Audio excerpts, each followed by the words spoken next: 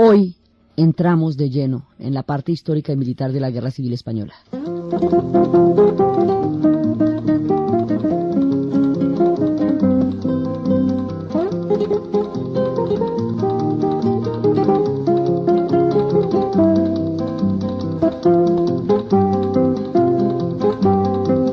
Si me quieres escribir, ya sabes mi paradero.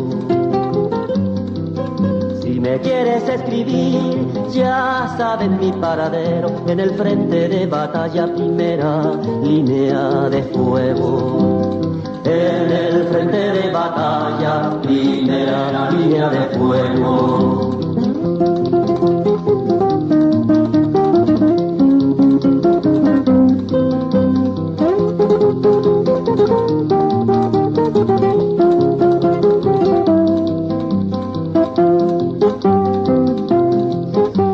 En 1936, 18 de julio, el levantamiento de los ejércitos procedentes de las Islas Canarias, Marruecos, entrando en la península ibérica, van a dar lugar a un levantamiento. Esto es un golpe de Estado, un pronunciamiento que van a dirigir Franco y va a dirigir Queipo de Llano y Mola. Queipo de Llano tiene las tropas del sur, las que vienen entrando por Marruecos, y las de arriba las va a tener Mola, y el director general, el jefe de todas las tropas es Francisco Franco Bahamonde. Esta rebelión es un pronunciamiento militar en contra de la República.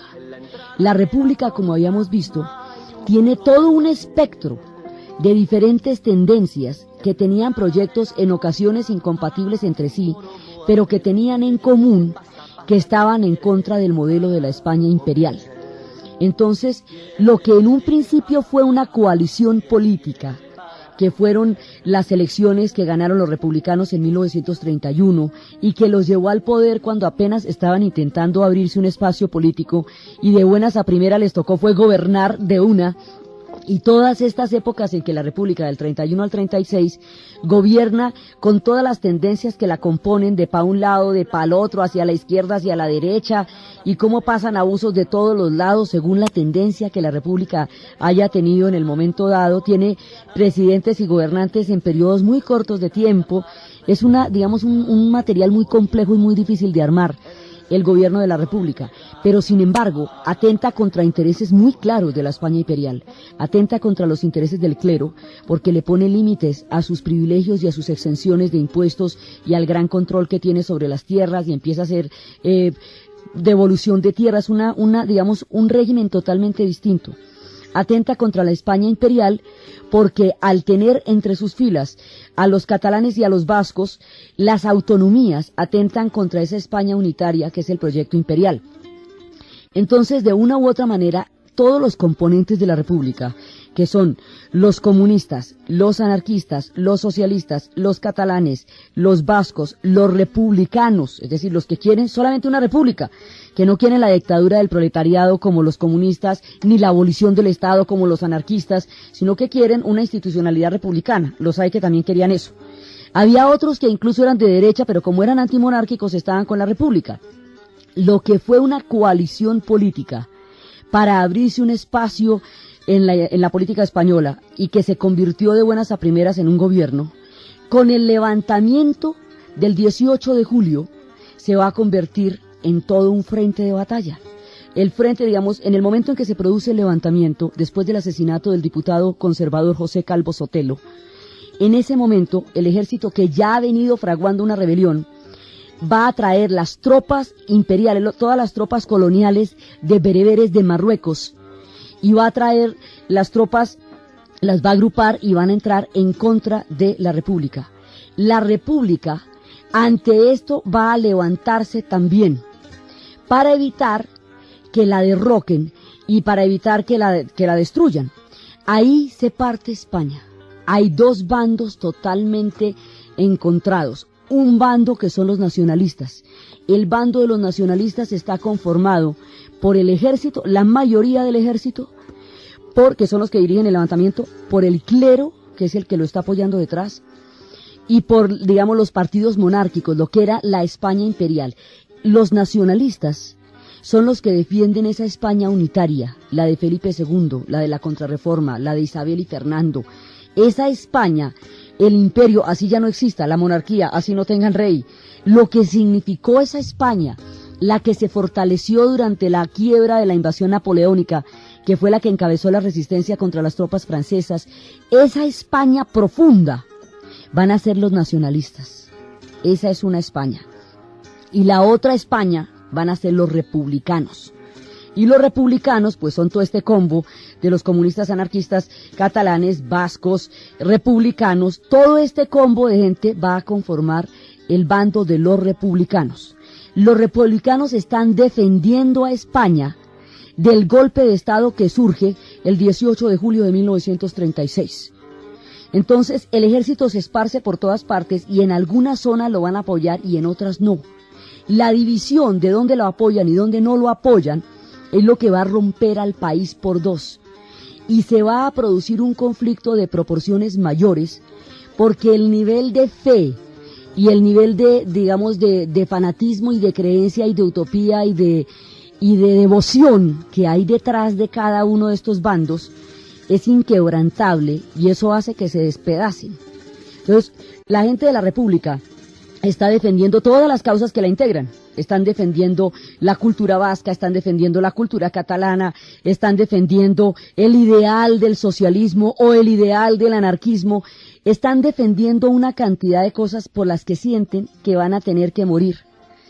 Y los nacionalistas están haciendo una cruzada como de Cristo Rey, como de los carlistas, como de los cruzados.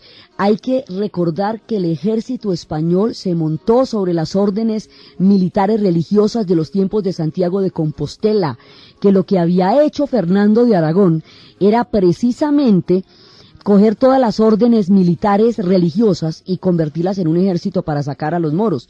Entonces ese componente místico les da a estos soldados un carácter de soldados de Dios y así se sienten. Y los republicanos se sienten buscando una España laica, una España no religiosa. Entonces aquí hay un componente de lucha religiosa muy fuerte, porque el ataque a los conventos y a las iglesias y a todo esto va a ser una constante a lo largo del conflicto como una manera de rebelarse contra el poder de la iglesia en una cantidad de desmanes. Entonces como atacan las iglesias, pues los otros consideran que Cristo Rey está en peligro y empiezan a defender a Cristo Rey. Entonces, aparte de todas las causas políticas que están en juego en este conflicto, hay un elemento religioso muy fuerte, porque la necesidad de una España laica los lleva a ser furiosamente anticlericales. Y entre más anticlericales sean, más brava es la reacción del ejército y del clero contra ellos. Entonces hay un momento en que esto se vuelve de un nivel de radicalidad total, irreconciliable, y cada uno cree que su causa es la única justa, que la suya es la única verdad, que los otros son unos traidores y que bajo el régimen del otro la vida no es posible, así que toca morir en el intento. Ninguno de los dos concebirá a lo largo de los 3 años de la Guerra Civil Española que pueda existir la posibilidad de convivir con esa otra España. La certeza de que estas dos Españas no pueden convivir va a destruir ese país totalmente. Entonces se meten. Ahora, esta historia la estamos contando 70 años después. Cuando estamos contando esta historia, las dos Españas se reconciliaron y aprendieron a vivir juntas y aprendieron a hablar, hasta hace muy poco, de todo esto sin odios. Pero durante mucho tiempo esto rasgó y rompió la sociedad. Ellos superaron estos conflictos, vivieron esta época tan terrible que estamos narrando, pero la lograron superar como sociedad y hoy por hoy son una sociedad no solamente viable, sino altamente desarrollada en términos económicos y en términos de liderazgo. Hoy por hoy ellos sacaron adelante esa España que estaban tratando de armar desde el siglo XVIII, la vienen a conseguir a finales del siglo XX. Entonces, ellos superaron esto porque no hay pueblos condenados, ni mal que dure 100 años, ni cuerpo que lo resista. Estamos contando el conflicto cuando ya la sociedad lo resolvió, pero en el momento en que la guerra civil estalla, se vuelve irreconciliable la idea de que ambos puedan vivir en España, los nacionalistas y los republicanos. Entonces hay una pelea política, hay una pelea por reformas y hay una pelea porque hay dos Españas incompatibles en un mismo territorio y todos son españoles. Y hay una pelea religiosa profunda aquí. Pero esto va a tener además una resonancia internacional que le va a dar toda clase de matices y de variables a este conflicto. Entonces, lo que son españoles son republicanos y son nacionalistas. Y unos están buscando las autonomías, que son los republicanos, porque en la España imperial esas autonomías fueron sometidas por la fuerza. Vascos y catalanes y gallegos fueron sometidos por la fuerza al proyecto imperial español y nunca se consideraron parte de ese proyecto. Simplemente estaban allá, pero no se consideraban parte de ese proyecto. Entonces ellos quieren la autonomía. En ese momento, el contexto internacional es muy delicado porque la revolución socialista, como se había concebido, en los términos en que se planteó, era una cadena de sucesos que iba a convertir a Europa en un continente socialista. Como el socialismo agrupaba, ideológicamente agrupa a los pueblos en clases sociales y no en estados nacionales, entonces la idea era que la revolución iba a estallar en Rusia, luego iba a estallar en Alemania, luego en Inglaterra, luego en Hungría, luego en Italia, y así totalmente en España, hasta que se convirtieran en una revolución total.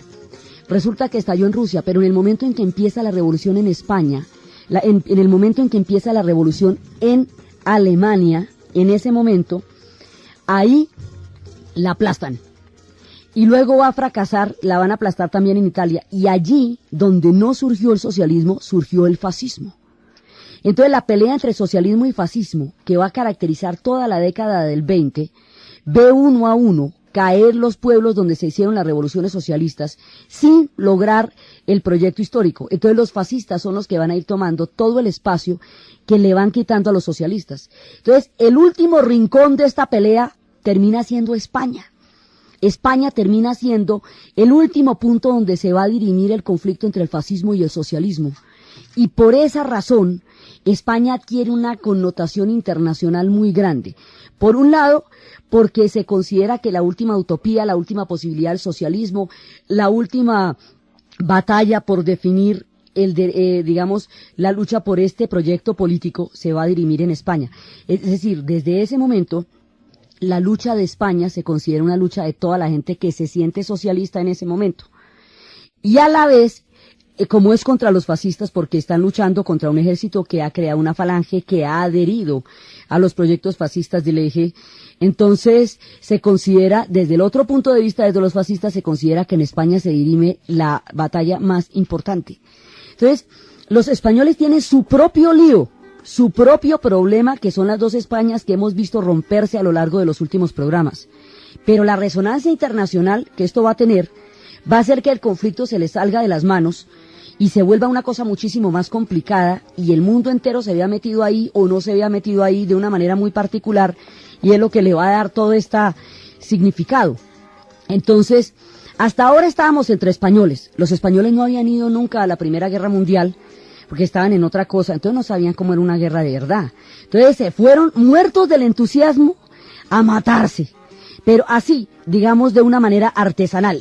Entonces la primera parte de la guerra es artesanal, después llegará la Legión Cóndor y dice, no, organicémonos y matémonos en serio, eso es lo que vamos a ver después.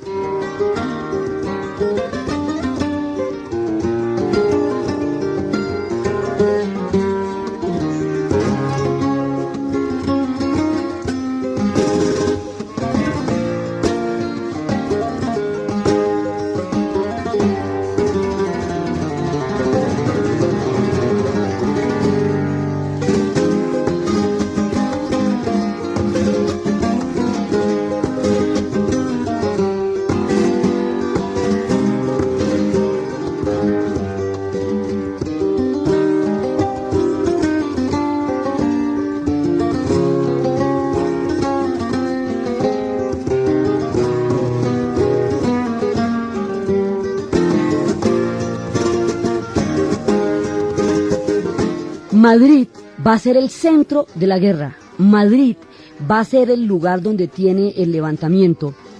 Madrid va a sufrir un cerco de 3 años. Madrid va a morir de hambre. Madrid va a resistir todo.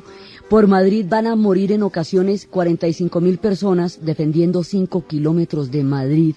Madrid es el corazón de todo. El esquema de la guerra es protegiendo a Madrid, es tratando de armar otros frentes en Teruel y en Belchite para tratar de producir alejar a los ejércitos de Madrid. Madrid es la que tiene todo, es decir, el corazón de todo el conflicto es Madrid. En Madrid se va a crear una resistencia que la República llama a organizarse para resistir el levantamiento y es la que tiene la consigna de no pasarán. Entonces, esta resistencia tiene muchas componentes, hay mucha gente peleando en Madrid.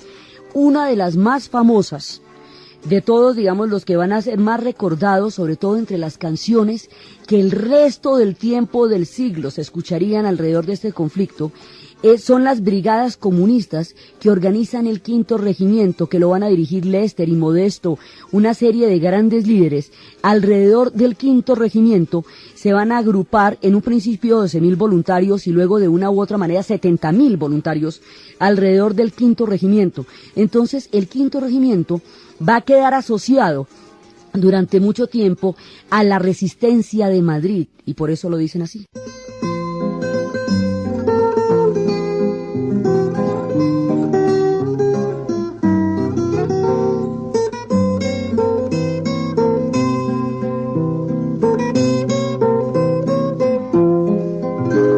El 18 de julio, en el patio de un convento, el pueblo madrileño fundó el Quinto Regimiento.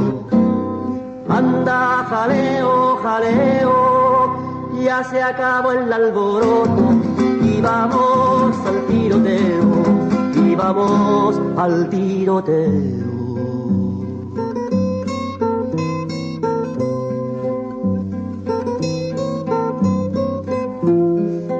Con Lister y Campesino, con Galán y con Modesto, con el comandante Carlos, no hay miliciano con miedo. Anda, jaleo, jaleo, ya se acabó el alboroto, y vamos al tiroteo, y vamos al tiroteo.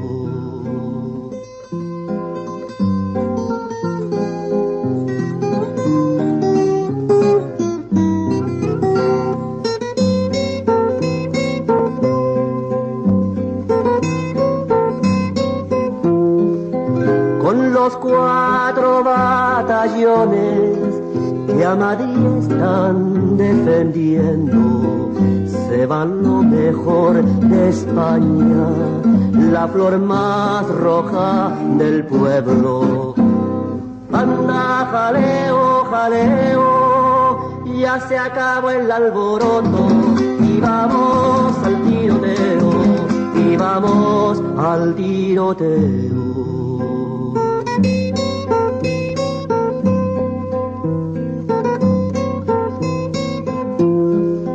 Con el quinto, con el Quinto Regimiento, madre, yo me voy al frente para las líneas de fuego. Anda, jaleo, jaleo, ya se acabó el alboroto, y vamos al tiroteo. Y se van al tiroteo. Y se van al tiroteo 3 años, y esto va a ser en serio. Madrid va a sufrir el cerco más grande, porque todas las tropas están cercando Madrid, y el levantamiento está impidiendo que Madrid caiga. Y ahí es cuando le digo que murieron 45.000 personas en una ocasión, en un día, defendiendo 5 kilómetros de Madrid. Madrid empieza a sentir el hambre, que es una ciudad en cerco, como lo sería mucho tiempo después Sarajevo, una ciudad en cerco. Y en ese momento, este conflicto, aparte de toda la cantidad de poetas y aparte de toda la cantidad de pintores, este conflicto tiene una cantidad de cinematografía alrededor, porque ya existe el cine político se lo inventaron los soviéticos, alrededor de la revolución de Eisenstein y todo lo que fue la filmación de octubre. Aquí, alrededor de este conflicto, va a haber muchísimo documental y va a haber mucho cine entonces y después. Esto está muy ilustrado en el cine, que es otra de las razones por las cuales es una referencia tan cotidiana en el resto del siglo. Hay una película que se llama Las bicicletas son para el verano, que narra la historia del Cerco de Madrid. Entonces cuenta cómo un chico le pide al papá que le regale una bicicleta para el verano. El papá le dice que no tiene plata, que se la regala después. Y el pelado le dice que la bicicleta tiene que ser para el verano porque después ya no tiene sentido, es que las bicicletas son para el verano. Entonces el papá finalmente va a hacer un esfuerzo muy grande y el día que va a comprarle la bicicleta estalla la guerra y empieza el Cerco de Madrid. Es la historia de una familia muriéndose de hambre, repartiéndose las lentejas durante el tiempo del Cerco de Madrid. Y hay un momento en que cada uno se empieza a robar unas lentejas hasta que descubren que todos se están robando. Entonces la madre dice, ¡qué vergüenza! Y el padre le dice, ¡qué vergüenza! No, ¡qué hambre, hija! ¡Qué hambre! Madrid muere de hambre. Y empieza toda la historia de la vida cotidiana del Cerco de Madrid, hasta que termina la guerra y ya cuando a los dos, al padre y al hijo, se los van a llevar, el hijo se queda mirando al papá y le dice, ¿y ahora cuándo carajo va a haber otro verano? Ya no hubo más veranos. ¿Por qué las bicicletas eran para el verano? Entonces hay muchísimas películas. La lengua de las mariposas corresponde al momento en que el ejército está entrando en zonas que estaban bajo el control de la República, o hay otras zonas que estaban bajo el control de los nacionalistas y va entrando la República. Según la zona donde usted quede, usted queda completamente bloqueado por un grupo completamente antagónico al otro. Entonces, si usted está en una zona nacionalista, usted tiene que estar de acuerdo con los valores nacionalistas o si no lo matan. Por eso en la lengua de las mariposas, cuando el maestro, que es un republicano pues así de los de la línea de Unamuno y de Manuel Azaña y de Salvador de Madariaga, les está enseñando a los niños todos los valores republicanos y toda la libertad y esta España laica que esta gente quiere, en el momento en que las tropas nacionalistas entran, todos los anarquistas y los republicanos que hay en el pueblo van a ser arrestados y van a ser ejecutados. Entonces la madre del niño, que ha entrabado una amistad verdaderamente bella con el maestro, y el padre, la madre por intentar salvarlos, lo que va a hacer es poner al niño a que grite groserías contra el maestro, para de esa manera demostrar su adhesión a los nacionalistas y tratar de que no los maten. Esos fenómenos de creer que mediante la delación y mediante la traición se va a salvar uno, son muy comunes en condiciones como estas. De esa dolorosísima historia se trata La lengua de los mariposas. Es un sector que estaba en manos de la República y en el momento de la guerra entran los nacionalistas, y cuando entran los nacionalistas se empiezan a voltear para salvarse. Esa es otra. La película más famosa de todas, digamos, porque además es una cobertura total del conflicto con un carácter documental importante, se llama Morir a Madrid. Y en esa película se habla de lo que va a ser el fenómeno de las brigadas internacionales. Las brigadas internacionales van a ser un grupo de voluntarios que van a partir de todos lados del mundo, sin que los manden los gobiernos, sin que los apoye nadie. Van a salir, este conflicto va a generar un nivel de compromiso mundial tan grande que todo el mundo se siente involucrado afectivamente con él. Entonces empiezan a llegar de todas partes del mundo, atravesando todas las fronteras, un cuerpo de voluntarios que se va a llamar las Brigadas Internacionales. Y es ahí donde van a llegar Hemingway, y donde va a llegar Hugh Thomas, y donde va a estar George Orwell, el de 1984. Entonces, ahí en esas brigadas llega el mundo entero. Y ahí es donde va a estar también Robert Capa, el gran fotógrafo del siglo XX, y la famosa foto de ese hombre republicano que cae de rodillas y el rifle se le cae de la mano, es una de las fotos que inmortalizó a Robert Capa.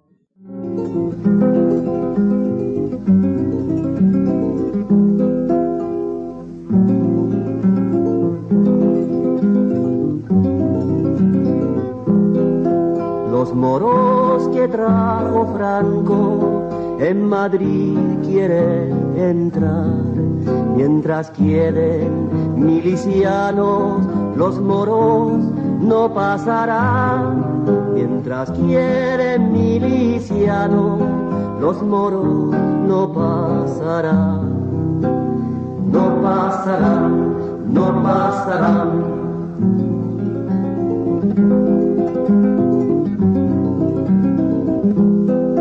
Aunque me tiré en el puente y también la pasarela, me verás pasar el Ebro en un barquito de vela, me verás pasar el Ebro en un barquito de vela. No pasarán, no pasarán.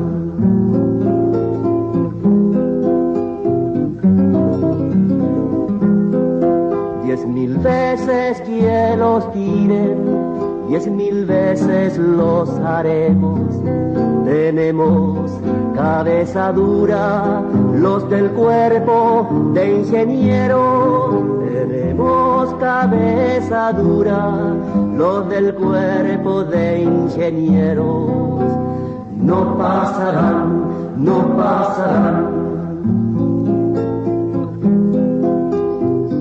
La defensa de Madrid constituye el ícono más importante, el hito más fundamental de lo que es la idea republicana de la Guerra Civil Española, es el corazón de la guerra. Entonces, cuando llegan las brigadas internacionales, la película dice que eran unos hombres que no venían por fama, ellos no fueron por fama, no fueron por fortuna, no fueron por gloria, ellos iban a morir a Madrid. Y así se llama la película, Morir a Madrid. Y es la que hace un recuento de cuáles eran las condiciones del campo, cuáles eran las condiciones de los trabajadores, de los jornaleros, la situación de privilegios que existía en ese momento en España. Es una radiografía de lo más global de lo que fue el conflicto y la sociedad española en la cual estalló esta guerra. Entonces, por un lado, el grito de no pasarán, que originalmente lo habían usado los franceses en la Primera Guerra Mundial, la pasionaria Dolores Ibárruri lo va a acuñar como la gran consigna, no pasarán. Cuando se dice no pasarán, inmediatamente la referencia es la defensa de Madrid. Eso es lo que se quiere decir con no pasarán. Madrid la están cuidando con el alma y con la vida, y los combates más duros se están librando en Madrid. Entonces, mientras tanto, se va abriendo un corredor que es el de la zona republicana, que es toda la parte, es un corredor grande, que es alrededor de Madrid, entonces todo lo que está alrededor de Madrid, y ahí van subiendo hacia la Cataluña o la Generalitat, que es la que va a estar, digamos, más metida, o sea, Tarragona, Barcelona van a ser los centros, y vienen después las grandes batallas, que son las batallas de Teruel y de Belchite, que son Belchite primero y Teruel después, que son las batallas que se van abriendo para despejar la zona y crear un corredor que vaya desde los alrededores de Madrid hasta los límites con Francia, más arriba de Girona. Entonces, todo ese corredor es la zona republicana en 1937. Los nacionalistas cubren el sur porque el levantamiento empieza por Marruecos y viene todo el ejército moro. Por eso, en el momento en que Federico García Lorca se va a Granada, pensando que ahí iba a estar a salvo porque la cosa estaba grave en Madrid, se mete justamente en la boca del lobo porque es en Granada donde están las bastiones de la Falange y donde justamente lo están esperando para matarlo. Entonces, viene toda la parte sur, que es la que están controlando desde Marruecos, la parte de Queipo y Llano, y viene toda la parte norte, que es de donde vienen de las Canarias, que es la parte nacionalista. Entonces, así se parte España y empiezan a matarse, pero en un principio ellos se van a matar de una manera artesanal, es decir, de frente y dándose plomo con todo el valor. Estos soldados españoles, que fueron capaces de llegar al mundo entero, que fueron los tercios durante toda la época de Carlos V y Felipe II, que dieron pues que hablar, que crearon el imperio donde no se ocultaba el sol, que estaban tanto en Viena como en Cusco, que estaban en todas partes. Estos soldados españoles, con ese nivel de valor y con esa visceralidad con que pelean, cuando se enfrentan entre españoles, ahí sí se van a matar en serio, porque toda esa bravura y ese coraje que los hace no retroceder, hace que España se muera en sus manos, la maten entre todos. Entonces, cada uno de los dos bandos tiene puntos culminantes del conflicto que se van a convertir en la mitología a partir de la cual se recuerda la Guerra Civil Española.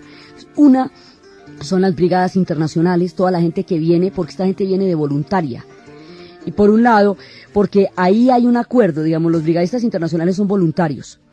El mundo le da porque no va a apoyar el conflicto, que se va a mantener neutral. La neutralidad consiste en que Inglaterra y Francia no mandan tropas para no meterse en el conflicto, que ellos no se van a meter en el conflicto. Pero mientras tanto, Alemania manda la Legión Cóndor, Italia manda la trupe de voluntarios. Y esas dos legiones son lo más destacado de la tecnología de la época, es el ejército nazi. Entonces, el ejército alemán va a transformar, la Legión Cóndor, va a transformar una guerra artesanal que tenía un poco más el esquema de trincheras de la Primera Guerra Mundial, que es fatal, pero digamos todavía era artesanal al lado del que viene, y va a traer lo que es la guerra relámpago, va a traer los tanques, va a traer los aviones, va a traer un poder de fuego desconocido en el momento, que va a ser el laboratorio de la Segunda Guerra Mundial, y este poder de fuego es el que va a caer sobre el País Vasco, y esta andanada de destrucción es la que se va a llevar por delante a la gente del Guernica el día de mercado, cuando mataron a los 6.000 habitantes bajo los bombardeos de las bombas explosivas, incendiarias y explosivas. La cosa entre españoles era con fusil, pero cuando entra la Legión Cóndor, esto ya se vuelve un problema de bombas explosivas y de bombas incendiarias, y empiezan todos los bombardeos sobre Madrid. Entonces ya esto va cogiendo un carácter totalmente distinto, porque le introducen la modernidad en las armas, y toda modernidad en las armas es una salvajada. Entre más tecnológicas, peores. Ahí no hay términos, ahí no hay progreso, ahí lo que hay es más destrucción. Entonces esto los organizan para que se maten en serio. Ya los españoles eran capaces de matarse a mordiscos, pero ya con el apoyo de la Legión Cóndor. Entonces, ¿qué pasa con la neutralidad? Pues que en la práctica, la neutralidad de Inglaterra y Francia, de los gobiernos de Inglaterra y Francia, lo que van a hacer es permitir que la Legión Cóndor aniquile a los republicanos. Porque si tienen semejante par de ejércitos apoyándolos y los otros no intervienen, hay ciertas no intervenciones que son criminales. Cuando alguien está en una relación de fuerzas de toche con guayaba y usted no interviene, pues está avalando al toche para que se coma la guayaba. Entonces, la Legión Cóndor atacando, y los otros que eran, la fuerza de las brigadas internacionales era una fuerza moral, era una sensación de que el mundo los apoyaba, era un acto poético, pero no se puede comparar el ejército que ellos tenían con la Legión Cóndor, porque las brigadas internacionales eran voluntarios llevados por un espíritu de servicio y de locura, pero no eran ejércitos que pudieran tener la capacidad de organización de las tropas bereberes que venían de Marruecos o de la Legión Cóndor. Esto era un ejército profesional y era un ejército colonial que se estaba enfrentando a unos ejércitos de poetas que se armaron alrededor de la defensa de Madrid.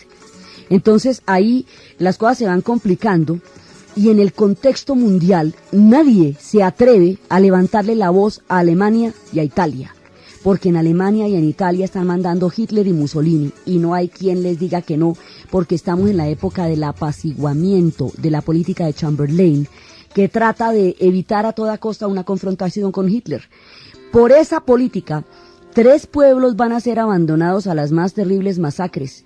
Etiopía, que cuando es invadida en 1935 por los italianos, es destruida. Los italianos van a pelear con gas mostaza y van a pelear con armas, con tanques, mientras que los etíopes pelean descalzos, y el gas mostaza quema los pies y ataca el sistema nervioso central, y nadie los va a apoyar. Cuando Haile Selassie, el rey de reyes, el león de Judea, el inspirador de los Rastafaris, va ante la Sociedad de las Naciones y pide justicia por su pueblo, nadie lo oye, porque nadie se va a enfrentar a Mussolini. Eso le va a costar a la Sociedad de las Naciones su existencia, porque precisamente no haber podido resolver esa situación hace que se pregunten para qué existe.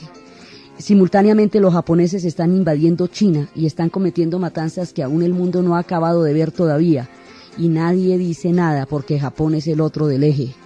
Y mientras tanto la Legión Cóndor entra con la mayor agresividad sobre España y nadie dice nada, lo que dicen es neutralidad. Es decir, dejar hacer a la Legión Cóndor, porque cuando usted se declara neutral frente a una desigualdad de esas, entonces lo que está haciendo es permitir que la Legión Cóndor arrase como arrasó. Y el día que arrasaron Guernica tiene una tradición que es el pilar importante, que es el árbol de Guernica. Bajo el árbol de Guernica es que es el símbolo de la libertad y es el símbolo de la transmisión de la cultura vasca. Las 6.000 personas que habitaron el pueblo murieron y solamente quedó en pie el árbol de Guernica. Y entre las cosas que arrasaron en los bombardeos era una biblioteca gigantesca que contenía toda la historia vasca. Y esa historia, que es bien antigua, se pierde en el bombardeo. Entonces, los vascos además eran monárquicos y el clero vasco fue el único clero que apoyó la república. Ellos estaban con la república porque ellos lo que querían era la autonomía vasca y la república permitía la autonomía vasca. Entonces son los únicos, el único cuerpo eclesiástico que va a apoyar la república y que siendo monárquicos están en la república. Entonces el conflicto se va a complicar muchísimo porque las brigadas internacionales le dan la resonancia mundial al conflicto. Y a la vez el conflicto se convierte en donde se van armando los bandos de lo que va a ser. Murieron y solamente quedó en pie el árbol de Guernica. Y entre las cosas que arrasaron en los bombardeos era una biblioteca gigantesca que contenía toda la historia vasca. Y esa historia van a ser las otras. Y las brigadas internacionales, el único gobierno que va a apoyar directamente a la república en condiciones bien confusas de todas maneras es la Unión Soviética.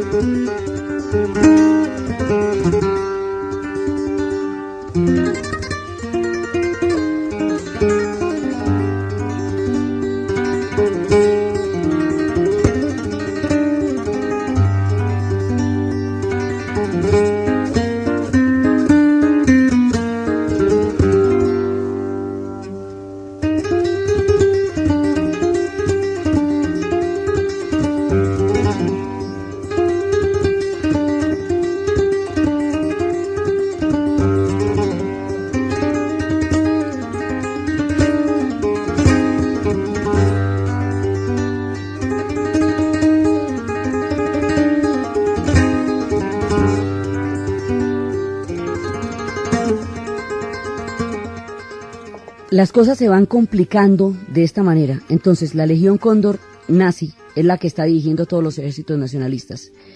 Y mientras tanto, la Unión Soviética sí apoya decididamente a la República. Y la Unión Soviética apoya a la República a través del Partido Comunista. Y el Partido Comunista tiene la orden de liderar la batalla contra los nacionalistas, digamos, ellos tienen la orden de ser como los que lideren toda la guerra desde el punto de vista republicano. Eso no puede hacerse porque la mayoría de la gente en la república es anarquista. Por eso hay otra película que se llama Las Libertarias, que es una historia de una monja a la que la iban a colgar cuando llegó un piquete, digamos un grupo de hombres de las columnas milicianas. Si encontraban a un cura o a una monja, el nivel de salvajismo era total. Entonces a ella la protegen metiéndola en un burdel. Y luego la logran pasar al frente republicano y ella se vuelve una miliciana y entra en contacto con los anarquistas y entre los anarquistas todo era solidaridad y afecto, pero nadie obedecía porque no ve que yo no obedezco. Cuando llega Durruti, que pide que lo tengan en la primera línea de fuego y empieza la Legión Cóndor a disparar, los anarquistas se aburren y se van porque no están para obedecer ese día. Y resulta que eso no se puede hacer. Entonces, cuando los comunistas intentaban encabezar el mando de la República, lo que hacían era generar profundas divisiones por intentar tomarse el liderazgo de toda la operación militar. Entonces, eso, digamos, hacía que fuera muy complicado y que muchas veces hubiera profundas divisiones que en ocasiones fueron escaramuzas y peleas entre los mismos republicanos, que por anarquistas, que por socialistas, que por comunistas, ¿ve? Porque tenían una cantidad de diferencias adentro que los otros no tenían. Los otros todos eran nacionalistas y tenían claro de qué lado estaban y para qué estaban peleando. Entonces, La Unión Soviética tiene un papel ahí muy complicado, porque por un lado es el único Estado que oficialmente apoya a la República, pero por el otro lado no nos queda ni cinco claro. ¿Cómo es posible que si la Guerra Civil Española como confrontación dura de 1936 a 1939 y va a terminar en agosto del 39, Hitler y Stalin estén firmando un pacto de no agresión un mes después de terminada la Guerra Civil Española, en el cual se comprometen actuar conjuntamente y no agredirse, cuando toda esta guerra se trataba de enfrentar a los comunistas contra los fascistas? Eso queda muy complicado. ¿Qué está haciendo Stalin? Mandando las tropas en un momento dado a España y al mismo tiempo haciéndose coquitos con Hitler para llegar a firmar un pacto de no agresión. Entonces ahí hay un papel, digamos, una situación de una ambigüedad macabra entre una cosa y otra. Entonces esto es tremendamente confuso. Entonces, España se va trenzando en este conflicto y van entrando los grandes hitos. Los grandes hitos son las batallas. De lado y lado hay historias heroicas que van a crear toda la mitología de la guerra. Del lado de los republicanos están las batallas y están todos la defensa de Madrid, el heroísmo de Madrid, y están las batallas de Belchite y de Teruel. Y hay una última batalla que es la última ofensiva que van a tener los republicanos, que va a ser muy exitosa y después ya cuando caiga el Frente Norte ya no van a poder repuntar, pero es la última ofensiva. Esa última ofensiva es el momento en que el ejército del Ebro ataca, cruza el río y se enfrenta a las tropas nacionalistas. Eso está inmortalizado en una de las canciones que son las que más representan esta época y este momento de la historia de España.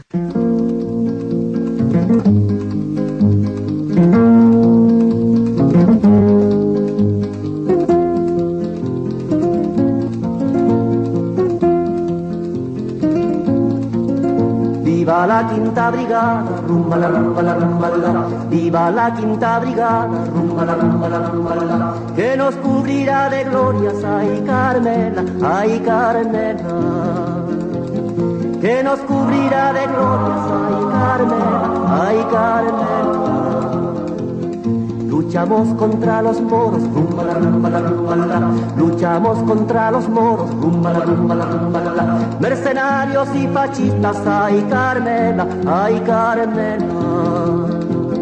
Mercenarios y fascistas, ay Carmela, ay Carmela.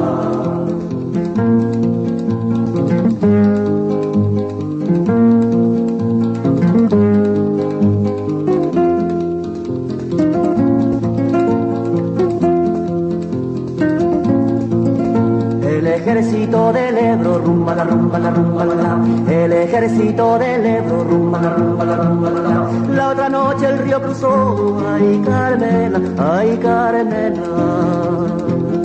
La otra noche el río cruzó, ay Carmela, ay Carmela. Ya las fuerzas invasoras, rumba la rumba la rumba la. Ya las fuerzas invasoras, rumba la rumba la rumba la. Buena paliza le dio, ay Carmela, ay Carmela. Buena paliza le dio, ay Carmela, ay Carmela.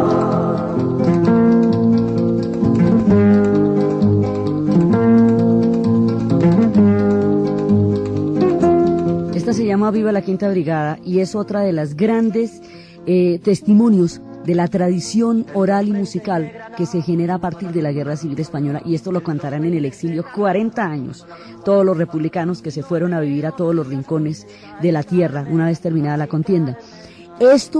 Son los cantos republicanos a su heroísmo y a su mitología y a su utopía desde el punto de vista de su participación en la guerra. Desde el punto de vista de la participación de los nacionalistas en la guerra, hay un episodio que se convierte para ellos en uno de los hitos que demuestra hasta dónde ellos estaban convencidos en serio de esta causa por la cual peleaban.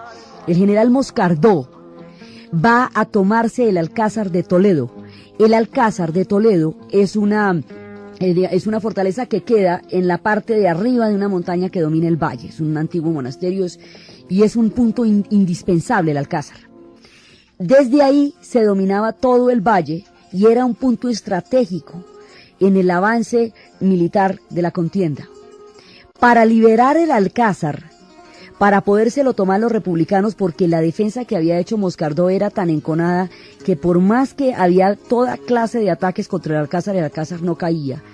En un momento dado van a secuestrar al hijo del general Moscardó y van a llamar al general Moscardó por teléfono y le dicen que si no libera el Alcázar de Toledo, le van a matar al hijo. Y el general Moscardó dice que le pasen al hijo al teléfono. Y se lo pasan al teléfono y le dice, hijo mío, muere por la patria, y le cuelga, así de bravo. Entonces, esto les demuestra hasta dónde esto era tan en serio, que cada uno estaba dispuesto a todo lo que estuvo dispuesto, y la mezcla de estas dos frenesís destruye a España, la destruye por completo. Unos y otros, convencidos hasta la médula de los huesos, peleando con todos los hierros, por lo que consideraban la única causa posible y digna de vivir, se encuentran en un estallido tan profundo que esto destruirá a España. Entonces van avanzando los frentes, llegan todas las brigadas internacionales y a través de las brigadas internacionales la presencia del mundo entero en el conflicto de la Guerra Civil Española. Aquí ya la Guerra Civil no es española, porque aquí ya está metido todo el mundo. Entonces está metida la Unión Soviética, está metida las brigadas internacionales, está metida la Legión Cóndor, está metida el Truppi Voluntaria italiana, está metido todo el mundo aquí y están los españoles matándose y está la Legión Cóndor tecnificándoles la guerra y enseñándoles a organizarla. Cuando los españoles se van a la guerra, como ellos no habían estado en la Primera Guerra Mundial, ellos no se imaginaban cómo era esto. Ellos no se imaginaban lo que significaba una guerra de este alcance. Nunca creyeron que las cosas iban a tener este talante tan terrible. Así como hay tanta convicción de lado y lado, hay desmanes de lado y lado, y la de atrocidades que se hicieron es absolutamente terrible, tanto en términos de quemas de conventos y de agresiones a todo lo que fuera el clero, y de irrespetos y profanaciones y de tumbas, como de toda clase de represión sobre los sectores nacionalistas de los republicanos, de los socialistas, de los anarquistas. Unos y otros cometieron toda clase de atropellos en nombre de sus más elevadas causas. Y de esos atropellos van a quedar unas heridas muy grandes, porque hay una población que queda flotando a la deriva en la zona según el control de la zona donde estén. Entonces, ya a las alturas de 1938, hacen un acuerdo. Volvamos a esta guerra otra vez entre españoles, que finalmente éramos los españoles los que nos habíamos agarrado. Entonces, que se vayan las brigadas internacionales y que se vayan la Legión Cóndor y el Truppi Voluntaria italiano. Y resulta que las brigadas internacionales se van, y esa retirada en esos trenes y todo eso llena de un romanticismo impresionante, porque el heroísmo de las brigadas, y es uno de los episodios más románticos del siglo XX, las brigadas internacionales, por su carácter pasional, poético, porque iban a defender lo que ellos consideraban los ideales que se estaban dirimiendo en España. Mientras las brigadas internacionales se van, la Legión Cóndor y la Truppi Voluntaria van a intensificar sus acciones en España. Entonces, los españoles, los republicanos, van a quedar sin el apoyo de las brigadas internacionales y mucho más a merced de una ofensiva cada vez más fuerte de parte de la Legión Cóndor y de Truppi Voluntaria. Entonces, eso determina que ya no se pueda sostener más el conflicto, y cuando cae el frente norte, ya por la parte de Aragón, y logran romper el corredor de los republicanos, en ese momento ya ha caído la República, y finalmente, después de todos los dolores del mundo, va a caer Madrid. Y cuando cae Madrid, se acaba la guerra, y los republicanos todos van a perder la guerra, y se van a tener que ir al exilio. Y en 3 años, de 1936 a 1939, mueren 1 millón de personas, y 1 millón de personas van a quedar en el exilio después de este conflicto. La guerra dura hasta el 39, las heridas hasta el momento en que muere Franco. 40 años de dictadura seguirán a este conflicto. La terminación de la guerra, la manera como el franquismo se convierte en la determinante de la historia de España durante los siguientes 40 años, la suerte de los republicanos, la leyenda que se va formando ante el mundo de los sucesos aquí ocurridos, es lo que vamos a ver en el siguiente programa.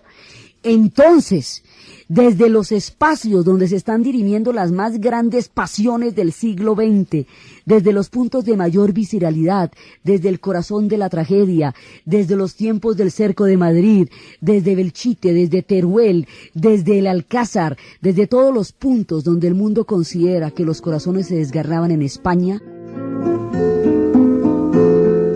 Ya se fue el verano, ya vino el invierno, dentro de muy poco caerá el gobierno. Que tururururú, que la culpa la tienes tú, que tururururú, que la culpa la tienes tú.